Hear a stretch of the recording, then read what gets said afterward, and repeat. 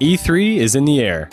But before the future of gaming descends upon Los Angeles, the folks at iam8bit are celebrating gaming's past with their latest show, iam8bit Entertainment System.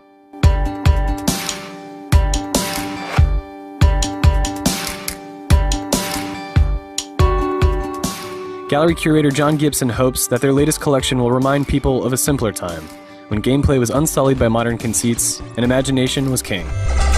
Why open iam8bit in general? Because the world needed it.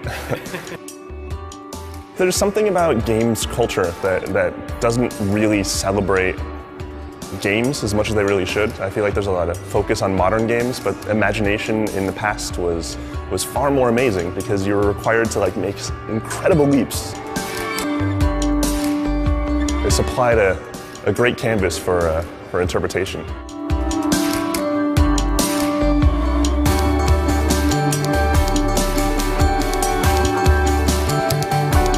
There's a piece from Ninja Turtles where it's the Hudson River Dam, and you see Raphael just swimming in this really beautiful landscape underwater.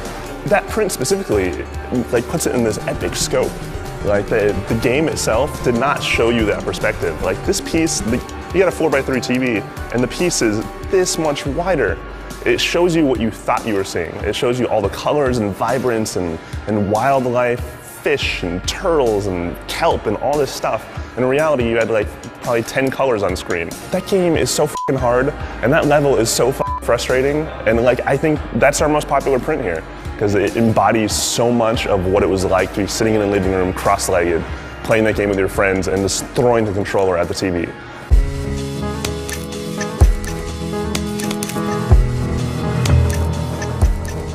I think it's about really specific experiential memories for a lot of people, especially with this show. This is our 6th iteration of iam8bit, and I feel like it's way more niche than any of the other shows. Whereas a lot was about Mario and Donkey Kong and Zelda and all these characters and worlds that were very prevalent even in today's world.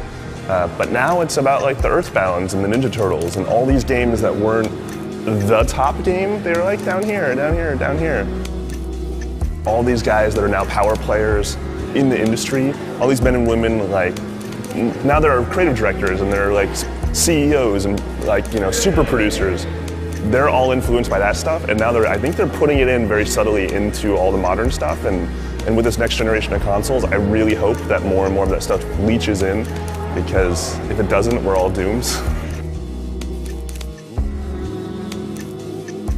I think there's people that really love games that come into the show that buy their first piece of art, which is incredible. But then there's people that are really into art that never knew there was video game inspired art too. And I think it confuses them sometimes, but then also excites them. And then there's that third audience where they don't even know what they're walking into. They just walk in and their minds are blown that art in video games can actually be a thing.